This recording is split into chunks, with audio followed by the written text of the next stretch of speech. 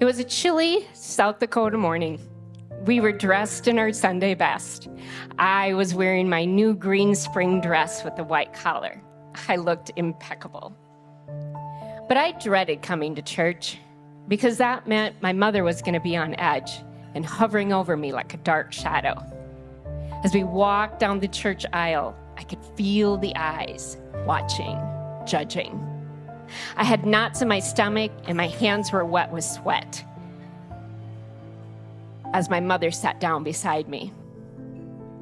My sister leaned over and she whispered something in my ear and we both giggled, cutting that tension. And then I could feel my mother's nails digging into me as she squeezed my arm and I trembled inside.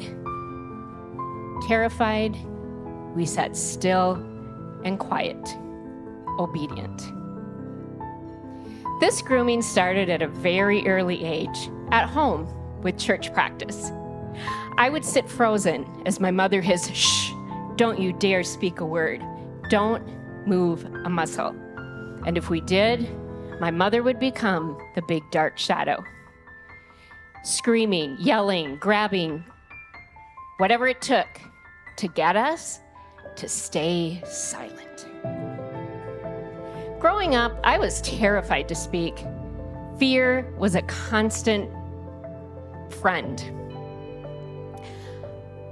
I was labeled as shy, but church practice became life practice. And this is where I learned that the world would judge me. This is where I learned to perform, because it didn't matter who I was, as long as I could perform to the delight of others, especially my mother. And in contrast, there were times where I would stay silent in my fear. But as soon as we got behind closed doors, the dark shadow would appear. You need to talk to people when they talk to you. Don't just stand there. Speak up. They're gonna think you're retarded. And those words were etched in my mind. They're going to think you're retarded. Got it. Don't look stupid, don't sound stupid, don't act stupid, don't be stupid. And so, I became a performer. My costume consisted of the right hair, the right makeup, the right clothes, and the right body. Then, I performed and I gained approval. And then, I had kids. What the hell? What are these kids doing running around here like with all of their imperfections showing? Oh my God. No, no, no, no. This will not do.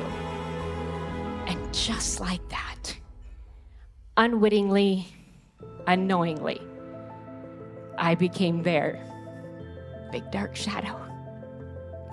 Yelling, screaming, grabbing, threatening, taking their stuff away, whatever it took to get them to be who I needed them to be seen as a good mother. And from the outside, we looked like the perfect family.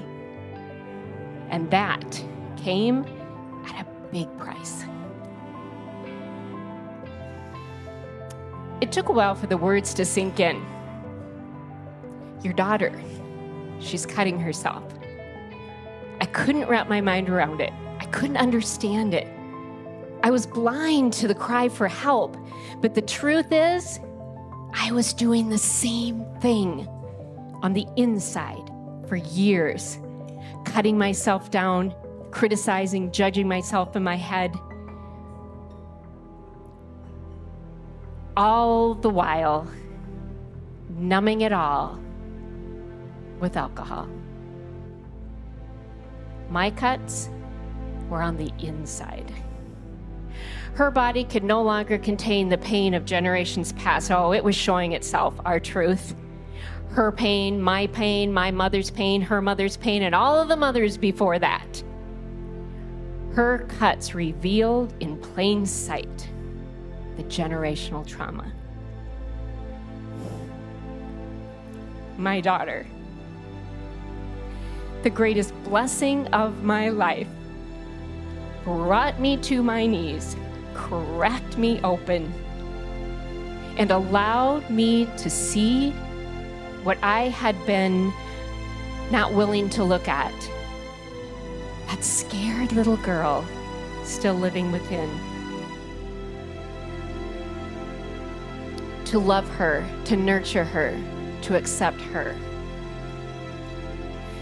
We're born into and raised a certain way, groomed a certain way, conditioned a certain way, and we get trapped in that unless, against all odds, we can break through and be who we are truly meant to be, beyond the fear, trusting in ourself and turning our pain into our power.